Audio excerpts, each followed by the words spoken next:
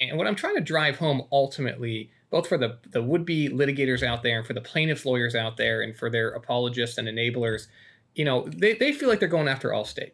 They feel like they're going after a company that's got billions of dollars and they can spare 4 million bucks. And hey, the lawyers are going to make a million, million and a half off the deal. So they feel good.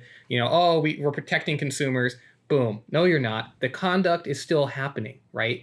Allstate corporate's not doing anything on purpose to allow this. This is happening because there's overarching issues structurally in the way the lead generation industry is working, and we're going to talk about that, right? So Allstate's not to blame. It's a structural issue, right? That's the problem.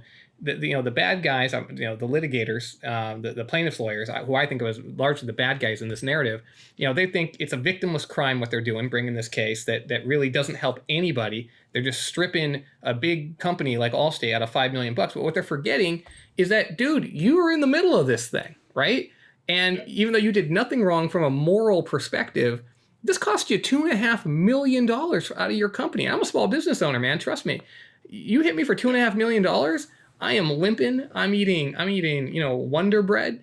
My employees, I might have to lay them off. I can't keep the dame. She's too expensive, right? This is it's really very serious. And that's why I try to bring guys like you on so that people can see the carnage, right? It's not like, oh, some giant corporation loses 5 million bucks. Who cares? No, man, it's a mom and pop shop, one of the best places to work in Ohio, that employs 18 folks. That I'm sure these dollars are very important to you, to your family, and to these families.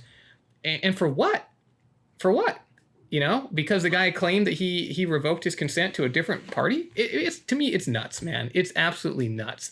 So And unfortunately, we did have to lay off, and it's unfortunate because we had to lay off to keep the business afloat. The business was bigger than those positions, and that in itself is not the way that I like to do business, right? If the ship's going down, I'd like for the whole ship to go down together, but unfortunately, this is how I feed my family, and so we did have to lay off. We did have to change the culture. We did go from eating steak to noodles that taste like steak, is what I tell the guys, right? So ramen noodles aren't as good as those porterhouses, but it is, and it's so ironic because you know after I went through this whole thing saying I didn't want to be bullied, I still feel like I was bullied.